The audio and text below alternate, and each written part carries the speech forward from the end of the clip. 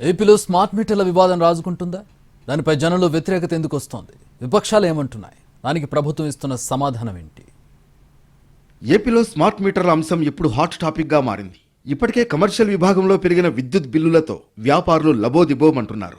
త్వరలో గృహ వినియోగదారులకు కూడా స్మార్ట్ బిల్లుల మోత తప్పదని ప్రచారం జరుగుతోంది.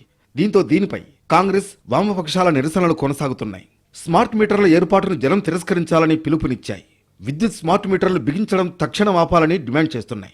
అదానీ సంస్థతో విద్యుత్ ఒప్పందాన్ని తక్షణం రాష్ట్ర ప్రభుత్వం రద్దు చేసుకోవాలన్నది పార్టీల మాట.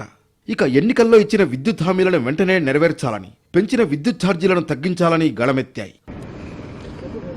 మన రాష్ట్రంలో ప్రతి ఇంటికి కూడా స్మార్ట్ మీటర్లు బిగించాలనే ఉద్దేశంతో ఆల్రెడీ కమర్షియల్ కాంప్లెక్స్ అన్నిటికీ కూడా స్మార్ట్ మీటర్లు బిగించడం జరిగింది.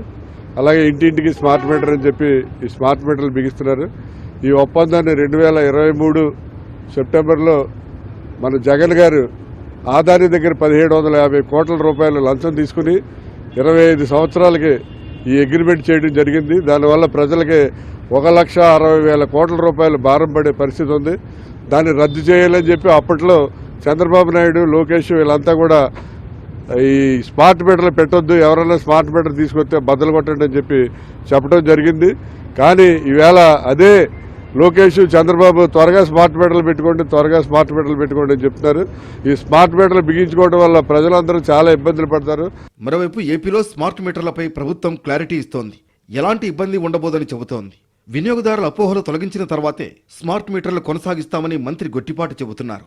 తూర్పుగోదావరి జిల్లా పర్యటనలో రాజమండ్రిలో అధికారులతో సమీక్ష నిర్వహించారు. ప్రస్తుతం కమర్షియల్ విభాగంలో స్మార్ట్ మీటర్లు అమరుస్తున్నామని, కావాలనే కొందరు లేనిపోని పుకార్లు సృష్టిస్తున్నారని అన్నారు ఆయన.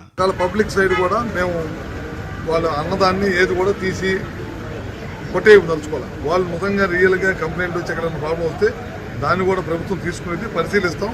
నిజంగా కనుక వాళ్ళు అన్నట్టు కనుక అపోహ కనుక ఏదైనా ప్రాబ్లం వస్తే కనుక అది మా ప్రభుత్వం, మా డిపార్ట్మెంట్ బాధ్యత తీసుకుని దాన్ని సరిచేసే బాధ్యత మాది. ప్రస్తుతం జనంలో సాగుతున్న ప్రచారాన్ని దృష్టిలో పెట్టుకుని స్మార్ట్ మీటర్లపై ప్రభుత్వం అపోహలు తొలగించాల్సిన అవసరం కనిపిస్తోంది.